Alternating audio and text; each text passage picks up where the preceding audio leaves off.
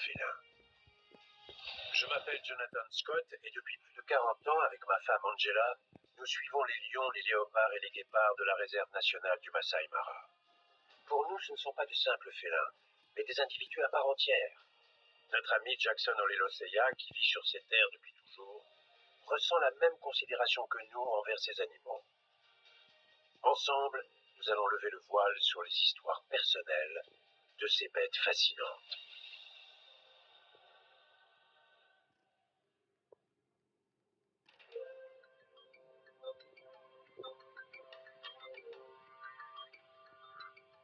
Nous sommes exactement là où Angie et moi étions avec 2 lionnes perchées dans un arbre et 3 lionceaux il y a 2 ans.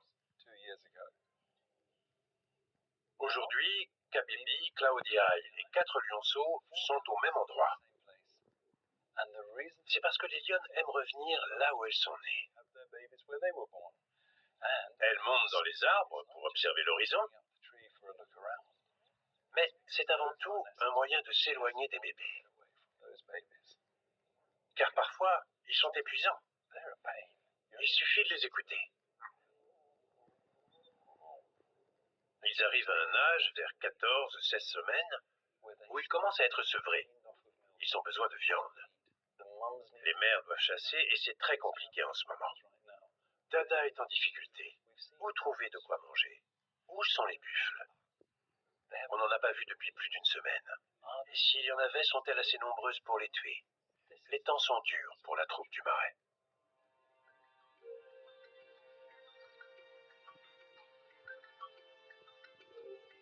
En ce moment, ils ont des voisins assez imposants. 3 éléphants mâles qui se nourrissent dans cette zone marécageuse, et l'un d'entre eux avance dans les fourrés où je pense que Dada se cache avec ses petits. Quand on est si gros, qu'on pèse 6 tonnes, est-ce qu'on en a quelque chose à faire des lions? Je ne pense pas.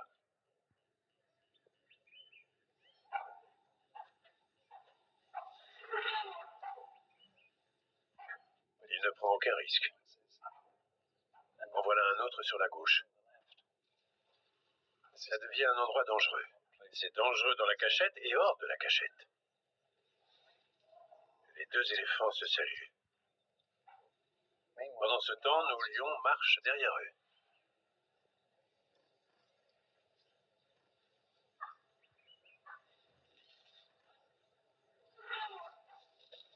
Bon sang.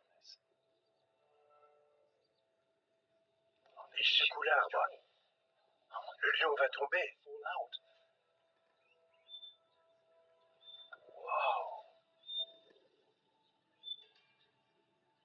L'éléphant a levé la trompe et a secoué l'arbre avec sa tête. Il a presque attrapé la lionne.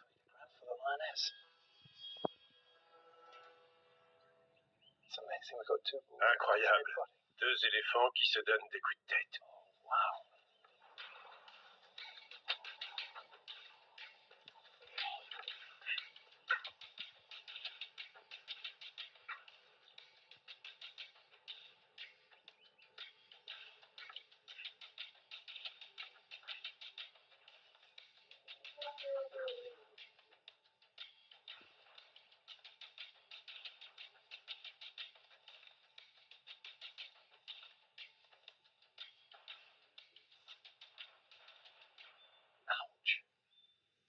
On aurait dit des boules de billard. Le bruit des défenses en ivoire qui s'entrechoquent et frappent l'adversaire au visage. Ça ne rigole pas.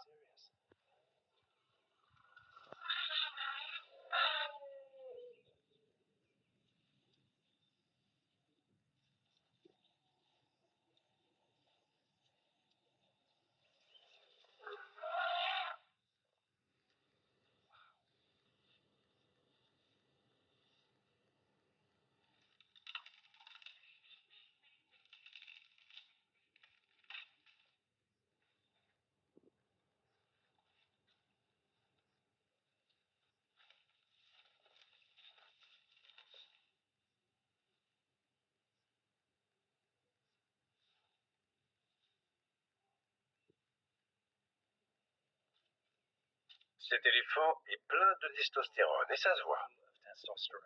Il y a des femelles aux alentours, il veut montrer à tout le monde, dont moi, que c'est lui le patron.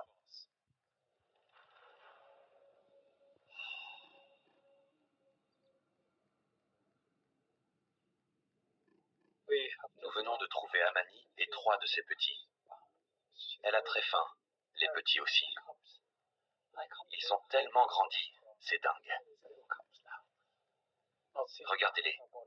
Je ne les ai pas vus depuis une semaine. 7 jours, ça fait une sacrée différence chez les petits guépards. Amani a l'air de chercher à manger. Elle a faim. Ces petits sont impatients de manger. Ils suivent leur mère à la trace. Oh, il y a de l'action. Les chacals viennent de tuer un bébé gazelle et Amani débarque. Elle arrive. C'est la première fois que je vois un guépard voler une proie. C'est très rare. Ses yeux sont rivés sur les chacals. Regardez. Quelle situation intéressante. Le chacal va-t-il se battre? Il a lâché sa proie. Il s'est enfui. Amani a volé la proie des chacals. Elle les a intimidés. Les bébés se jettent sur la proie. Ils n'ont pas de temps à perdre. Ils sont affamés. C'est incroyable. On ne voit pas ça souvent. Des guépards qui volent la proie d'autres prédateurs.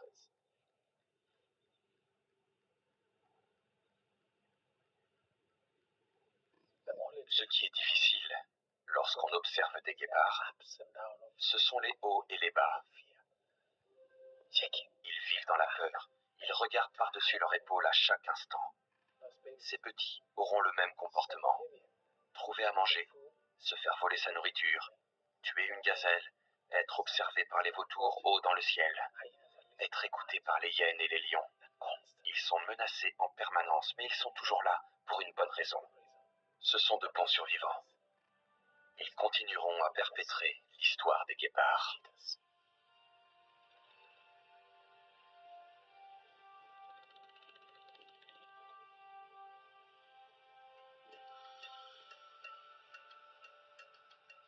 Nous sommes sur le territoire de Fig, la léoparde, dans la réserve d'Olaré Motorogi. Je l'ai vue perchée dans cet arbre. Je me demande si Marie Daddy est avec elle. Allons voir.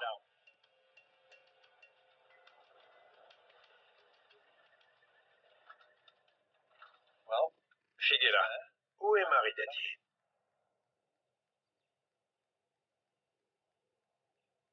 Je comprends mieux.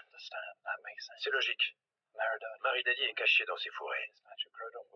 Fig est sûrement arrivé hier à la nuit tombée avec Marie Daddy pour prendre le moins de risques possible et la cacher ici. Maintenant, elle veut sortir. Elle a attendu patiemment que sa mère l'appelle. Fig vérifie qu'il n'y a aucun danger. Elle a une vue imprenable sur la plaine. C'est un endroit dangereux. Mais lorsqu'on trouve des fourrés pareils, regardez la petite Marie Daddy. Elle a compris l'appel de sa mère et elle a hâte de la rejoindre. Elle agit comme sa mère. Elle reste discrète et prudente. Cette petite apprend vite.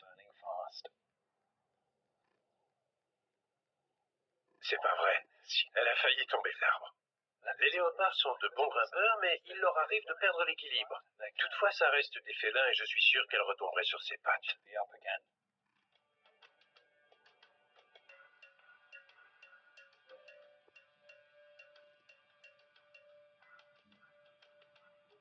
Ce que maman peut faire, Marie Daddy peut le faire.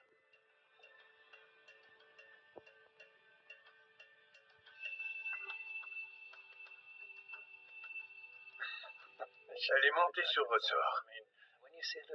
Voir un petit léopard sauter comme ça prouve à quel point ils sont athlétiques et souples. J'ai presque l'impression que dans des moments comme celui-ci, Fig autorise Marie Daddy à s'amuser, pendant qu'elle-même reste à l'affût du danger. Franchement, à 5 ou 6 mètres de haut, elles n'ont pas grand-chose à craindre. Les hyènes et les lions ne peuvent pas grimper dans cet arbre. Pas aussi haut en tout cas. Oh, que fait la mère? Elle déplace la proie. Une gazelle ou ce qu'il en reste. Elles ont déjà dû bien manger. Je ne sais pas si elles auraient mangé autant au sol. Oh, attention, attention. Un petit pourrait faire tomber sa proie en essayant de trouver une position plus confortable pour manger. Et s'il y a des hyènes en dessous, c'en est fini.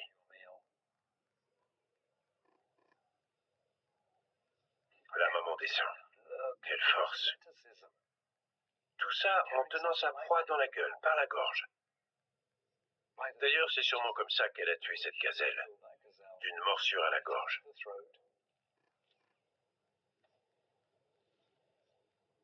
Vous devez vous demander pourquoi elle la descend de l'arbre. Est-ce vraiment sûr? Il ne reste que la moitié de la carcasse, ce n'est pas si lourd, ça se voit. Et Marie-Daddy ne veut pas rester toute seule. Il y a encore de quoi se nourrir, mais Fix se dit, si je le descends sur la berge, là où la végétation est dense, je pourrais l'enterrer. Elle pourrait se nourrir à loisir avec son petit, à l'abri des regards. Même si cet arbre est pratique, il n'est pas complètement infaillible.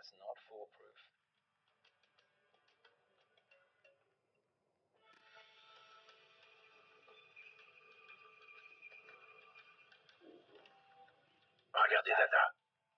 Elle a pris un impala pour cible. Souvent, les prédateurs se concentrent sur un animal précis, notamment un mâle territorial, car il est occupé à rassembler les femelles.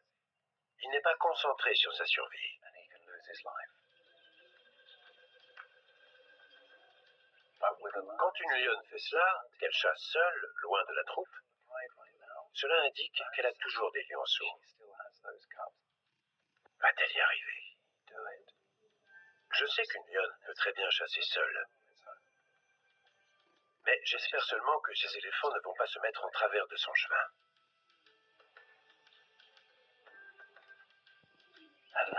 Il a baissé la tête dans les hautes herbes. Il ne sait pas qu'une lionne vient dans sa direction.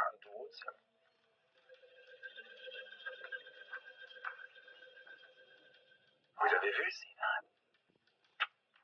Hop là. Il a tourné la tête. Il a la tête baissée. Allez, Dada, c'est ta chance. Il pourrait surgir à tout moment. Et pendant ce temps, j'ai de la compagnie. Un gros éléphant mâle. Extrêmement serein, juste à côté de la voiture. Regardez, elle y va. Elle avance. L'impala est baissé. Regardez. Oh. Oh mon Dieu. On ne voit plus rien. Ça peut arriver pour bien des raisons, mais celle-là, elle n'est pas mal. L'arrière-train d'un éléphant a pris tout le cadre. Est-ce que je l'ai perdue? Non, elle est toujours là. Elle avance. Cet impala, je crois qu'il a senti son odeur. Il s'éloigne.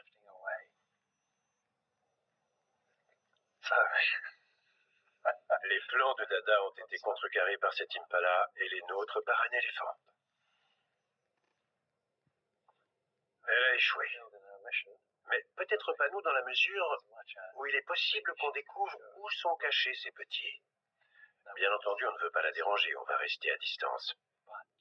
Mais savoir qu'ils sont là, peut-être entendre leurs petits cris à son retour, le bruit des lionceaux qui têtent, c'est ce que nous recherchons.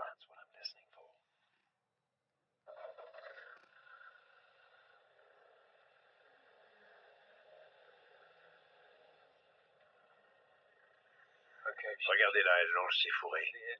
Je suis certain qu'ils sont là. Elle n'agirait pas comme ça sinon. Difficile de savoir où exactement. Je ne veux pas la déranger, je ne veux pas trop m'approcher. Je veux seulement savoir si ces petits sont toujours en vie. Elle s'engouffre dans les fourrés.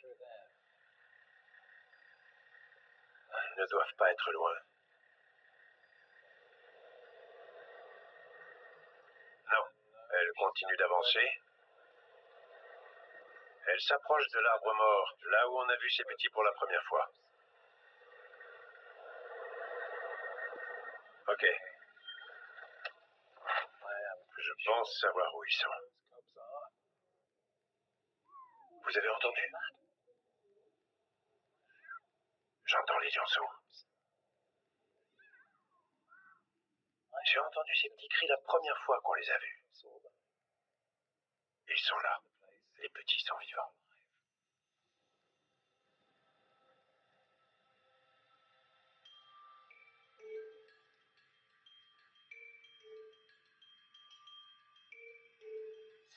Le marais me tient beaucoup à cœur. Jonathan et moi venons ici depuis de nombreuses années, plus de 30 ans. L'eau est au cœur de cet endroit, et l'eau attire la vie. Lorsque Jonathan et moi avons besoin d'une pause, on se dit toujours « Allons au petit marais ». Et nous venons ici avec une tasse de thé et un bon livre, et nous nous sentons revigorés. C'est l'endroit idéal pour se poser calmement et écouter.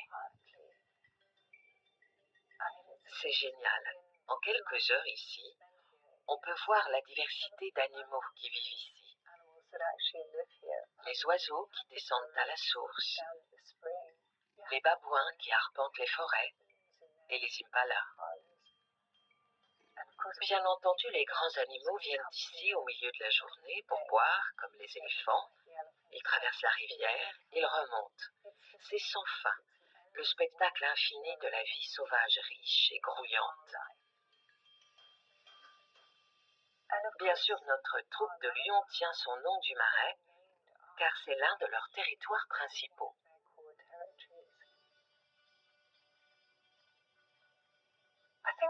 C'est magnifique de penser que les lions sont ici depuis des milliers d'années.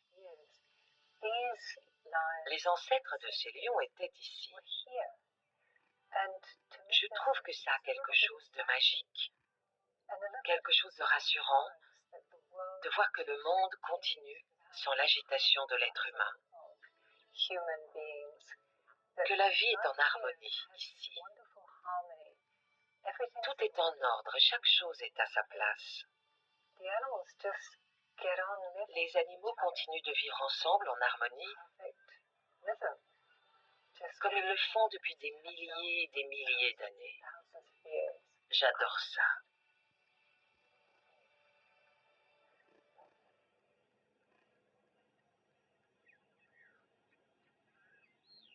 Nous sommes à la rivière Mara. Il y a un hippopotame mort et de gros crocodiles s'en nourrissent. Et devinez qui est caché non loin de là. Scarface, l'une des légendes du Masai Mara. Ancien mâle dominant de la troupe du marais, âgé de 11 ans, et le plus puissant des guerriers. Voyons à quel point Scarface veut manger, à quel point il en a besoin, et s'il est prêt à prendre des risques en s'aventurant près des crocodiles. Regardez la taille de ces crocodiles. La plupart font 3,50 m à 4 mètres. Mais dans l'écosystème Mara-Serengeti, on trouve des crocodiles de près de 5,50 m qui pèsent entre 1 tonne et 1,5 tonnes. Ils sont énormes, 66 dents presque identiques, un piège mortel et puissant.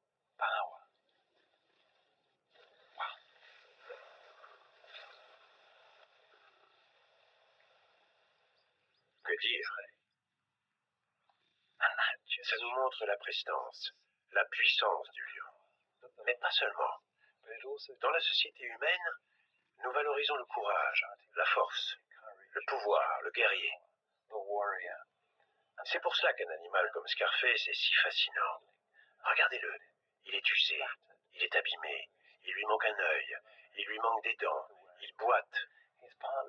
Mais est-ce qu'il abandonne? Non. Et c'est ce que j'aime. Je ne peux jamais savoir si c'est la dernière fois que je le vois ou non.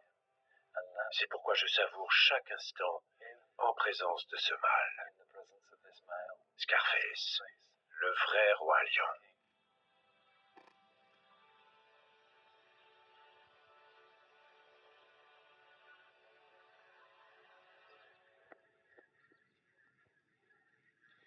Nous sommes dans le marais.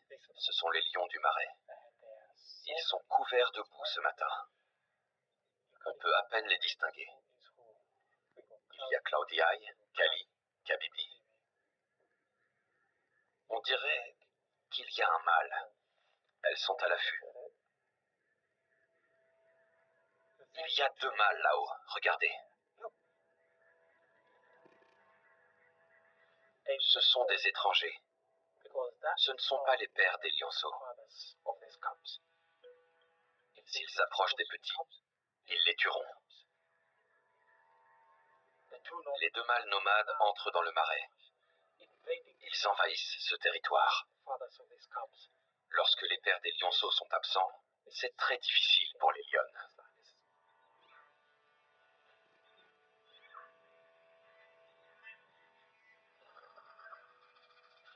Les mâles dominants, les 6 guerriers, sont partis dans une autre troupe et ont laissé celle-ci exposée au danger.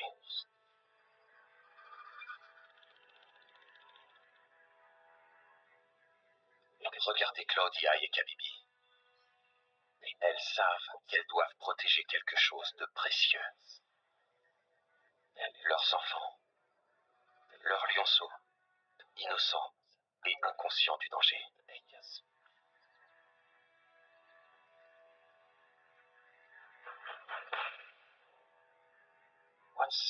Lorsque les mâles de la troupe s'en vont, beaucoup d'autres mâles viennent jeter un œil. Ces jeunes mâles, qui sont au sein de ce territoire, sont une grande, grande menace.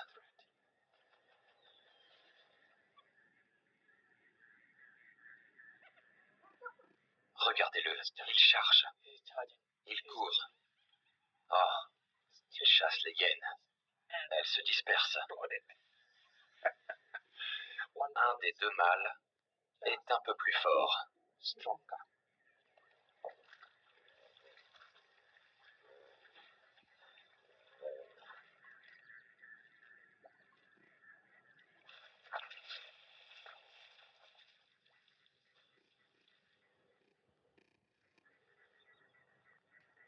Le monde de ces jeunes nomades est peut-être tranquille, mais l'un d'entre eux a déjà remarqué qu'ils avaient de la compagnie. C'est super cool. Ils sont venus terroriser les femelles. Tout à coup, au milieu de la savane, l'un des 6 guerriers est là. C'est le père des lionceaux. Regardez ce jeune mâle. Il regarde et se dit, il y a un danger ici. On pensait dominer. Mais non. Oh oh. On est dans le mauvais quartier. Ils savent pertinemment qu'ils n'ont rien à faire ici. Ce beau guerrier s'approche d'un pas décidé. Regardez-le, il a vu le danger venir et il bat en retraite. L'autre aussi, ils s'en vont tous les 2. Ils savent qu'ils n'ont rien à faire ici. Au revoir les garçons. Il arrive, il fonce. Il est magnifique. Il sait ce qu'il doit faire. Mon foyer est menacé. Ne vous inquiétez pas les filles, je suis là.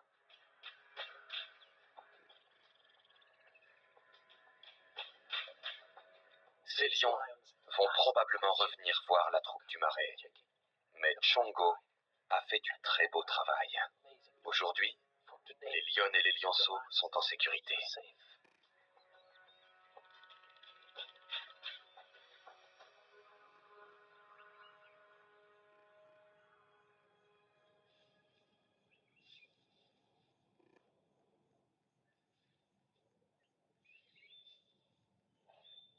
Fig a ramené les restes de la gazelle qu'elle a tuée sur la berge.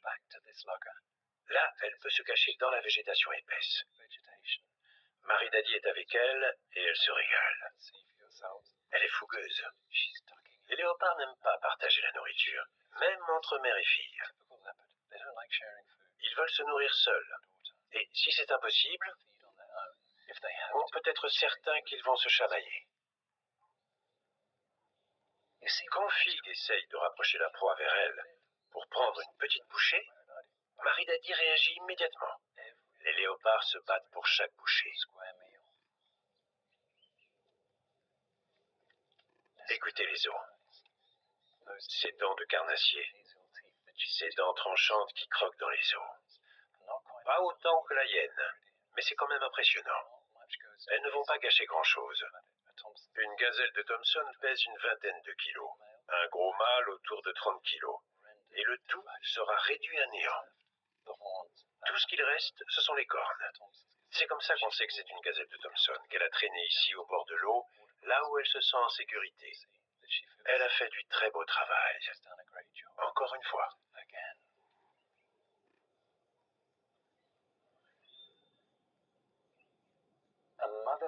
Une mère léopard ne fait ça seulement que quand elle est sûre que personne ne la regarde. Et qu'elle ne met ni elle-même ni son petit en danger. Même lorsqu'elle joue, elle garde toujours un œil sur les dangers potentiels.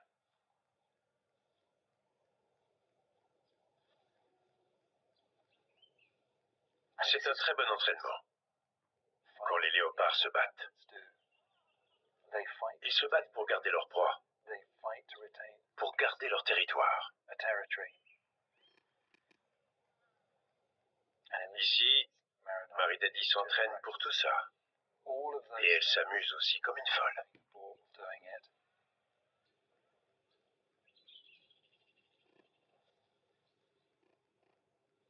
Voyez comment Fig bouge sa queue. Comme elle l'utilise pour attirer Marie Daddy. Elle l'encourage en remuant le bout de sa queue. Elle joue au chat et à la souris.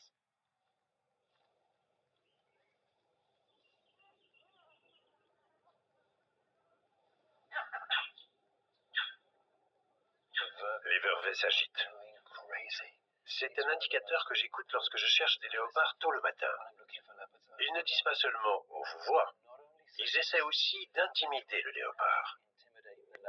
Regardez Marie Daddy, une vraie léoparde, furtive.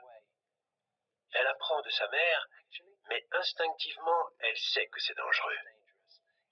Baisse la tête, file de là et cache-toi. Dans cette zone qu'elle connaît très bien, elle sait où aller.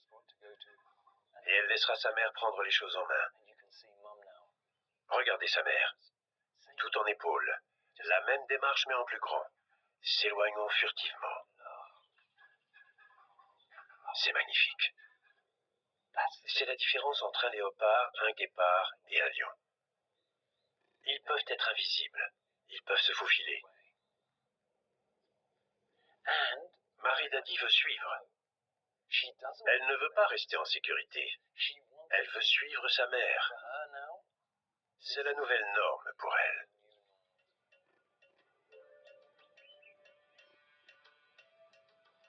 Pendant les 6 semaines durant lesquelles nous avons suivi Fig et la petite Marie Daddy, elle a grandi, pas seulement physiquement, mais en termes d'audace, de sang-froid. Quand elle est passée près de la voiture en suivant sa mère, elle était très à l'aise. Ça me laisse penser qu'elle s'en sortira.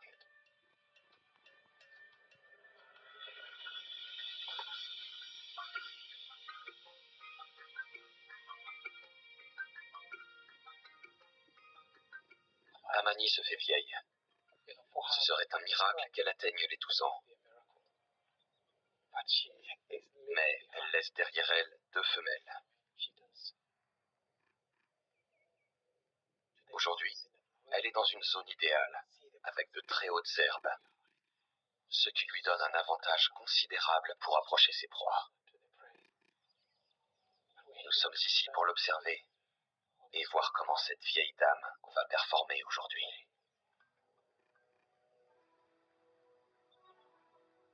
Amani se dirige vers la gazelle. C'est un animal très rapide. Amani devra l'être aussi. Mais c'est la taille parfaite. C'est une gazelle de Grant, une femelle. Elle est immobile et alerte. Elle s'avance. Elle a les yeux au sol. Pendant ce temps, les petits restent en retrait. Les petits sont trop jeunes. Ils doivent attendre. Ils ne peuvent pas encore chasser. Une fois la proie attrapée, ils viennent. Ils ne perdent pas une seconde. Ils mangent tout de suite.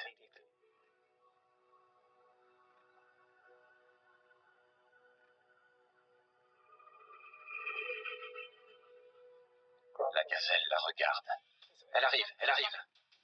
Elle lui fonce dessus.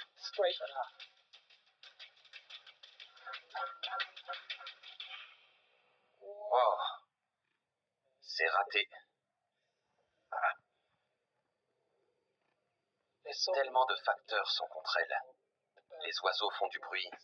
Le vent ne joue pas en sa faveur. Et si ces animaux sont encore en vie, c'est aussi parce qu'ils sont intelligents. Regardez ce petit mâle. Il est génial. Il apprend des techniques bien différentes de ses sœurs. Il est assis juste à côté de sa mère. Maman regarde. Il regarde. Il réfléchit comme elle. C'est fantastique de voir les personnalités se développer parmi les petits.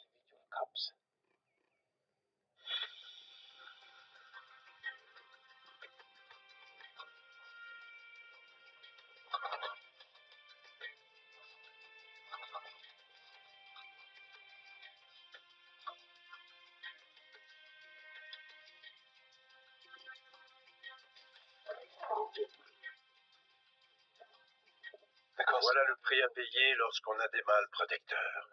Lorsqu'un mâle est là et qu'il y a à manger, il veut dominer. Ils sont bien plus gros que les femelles. Les 6 guerriers sont capables de tuer un buffle à eux seuls, mais cette proie, ce sont les femelles qui l'ont attrapé. Elles ont tué ce buffle il y a 2 jours, et depuis c'est un vrai festin. Ils ne laissent pas les femelles approcher. Si elles essayent de venir, regardez. Il dit « pas touche ». Chez les lions, ça veut dire « je suis plus grand que toi, je suis plus fort que toi, et je ne te laisserai pas manger ». On peut remarquer qu'il y a beaucoup de menaces, beaucoup de bruit, mais il ne lui a pas fait mal. Et il n'a pas intérêt à le faire.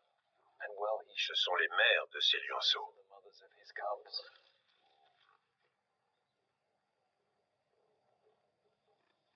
Des éléphants arrivent. Vont-ils s'affronter ou les éléphants vont-ils partir? Regardez.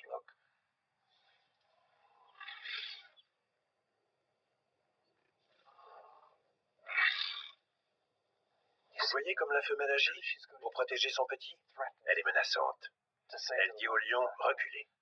Même Chongo, un grand lion, doit la laisser passer. Il arrive que les éléphantos se fassent tuer par des lions ou des hyènes.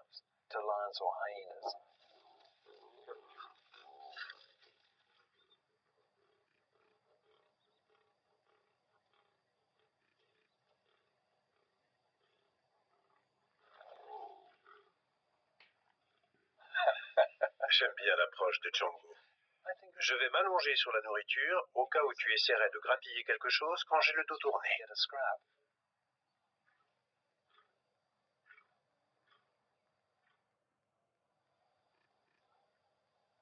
Dada et Claudiaï ont laissé les petits.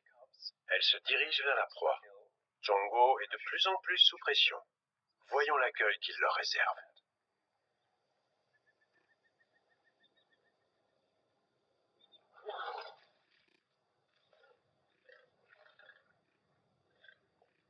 C'est pas évident.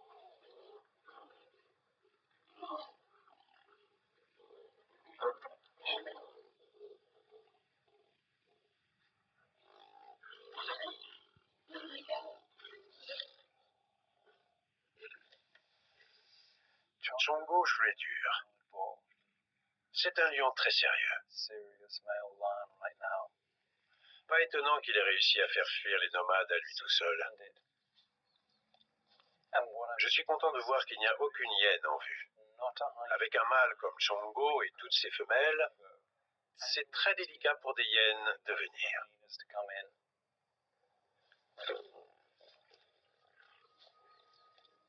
La vie des lions dépend de cela.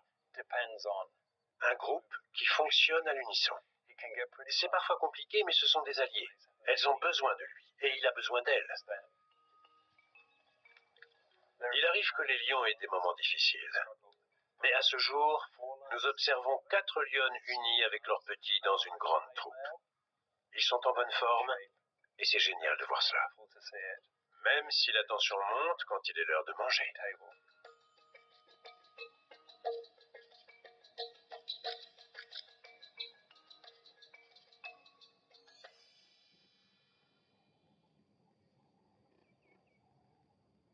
C'était une journée très très difficile pour Amani.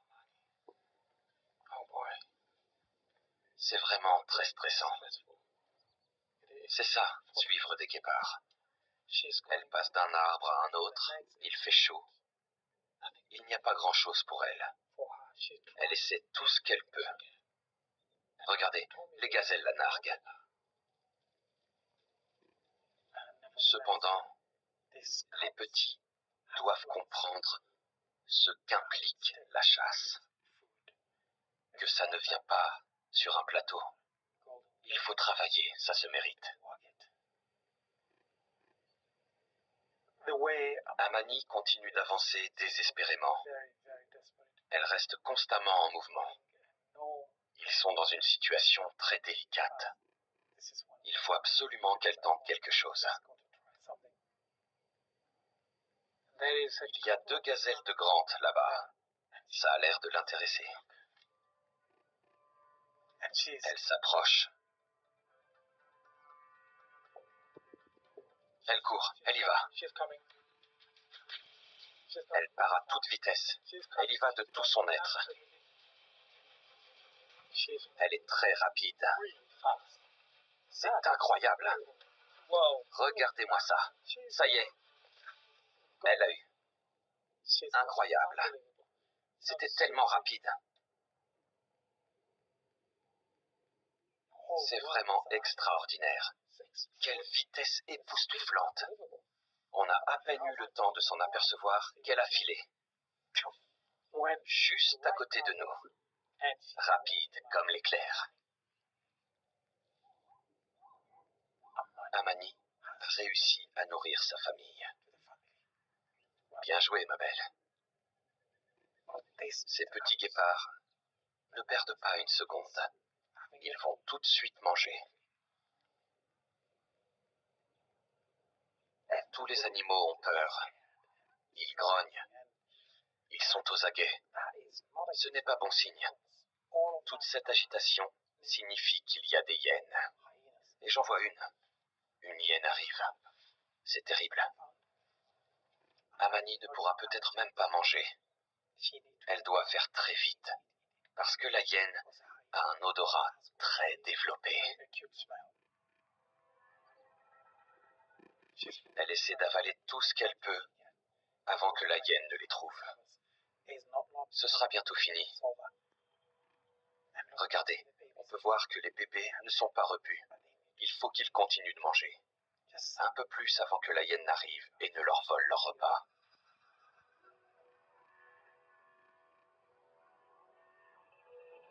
Le bébé s'impose. Il grogne. Il gonfle son corps pour être le plus gros possible. Amani ne regarde même pas la hyène. Elle veut seulement manger. L'intimidation de ce petit bébé a fonctionné. La hyène se lèche les babines pendant que les guépards mangent. C'est fantastique. Ce petit bonhomme dit « Je suis là, je protège ma famille maintenant ». La hyène fait passer son message. Elle dit au guépard « Je veux ça et tu ferais mieux de partir ». Si la hyène entame un combat contre Amani, notre guéparde n'aura aucune chance. Regardez, c'est un début de combat. Wow, la hyène a couiné. C'est inhabituel de voir un guépard qui ne recule pas, qui ne fuit pas. Les petits travaillent ensemble, en équipe. Ça y est, elle y va. Et voilà, elle l'a eu. La hyène est arrivée à ses fins grâce à sa détermination. Elle a fait fuir les guépards. La mère ne s'est même pas défendue. Elle sait très bien que ça ne vaut pas le coup de se battre. La famille de guépards s'en va. Ils sont très contents. Ils regardent les charognards derrière eux et disent « Retournons dans un endroit tranquille ». C'est dingue, car l'un des petits s'est dressé face à une grande et forte hyène pour protéger leur repas. Ça prouve que cette famille sera forte et que les petits seront de vrais champions, des rois de la nature.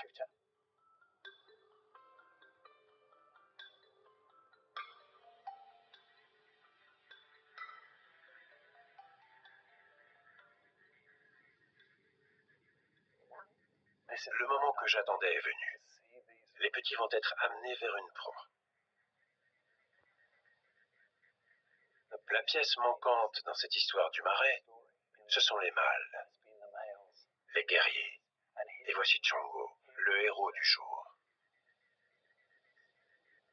J'espère qu'il autorisera les petits à se nourrir. Ils vont grignoter un petit morceau. Ils ne sont qu'au début de leur voyage pour devenir de vrais carnivores. Pour l'instant, ils têtent en majorité. Ils grandissent bien, ils ont 4 mois. C'est exactement ce qu'il leur faut. On peut sentir la tension. Je ne sais pas ce que c'est d'être un lionceau, je ne peux que l'imaginer. Mais être ici, face à un énorme mâle... Les voilà. Le petit lionceau approche, il se fait pousser par un autre. Il avance. Il goûte la viande, et ça ne dérange pas Chongo, comme je l'espérais. C'est ce genre de spectacle qui nous donne envie, à Angie et à moi, de se lever le matin avant le lever du jour pour suivre l'histoire perpétuelle de la troupe du marais.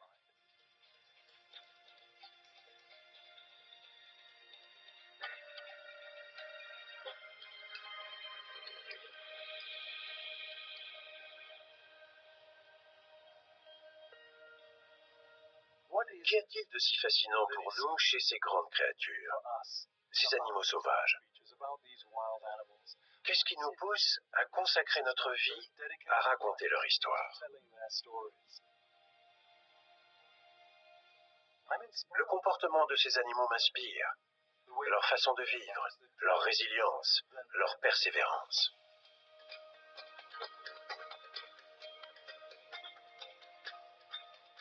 Aucun endroit au monde ne ressemble au Masai Mara. Ces histoires nous touchent en plein cœur. Et c'est pour cela que nous sommes revenus année après année, et croyez-moi, je continuerai aussi longtemps que possible.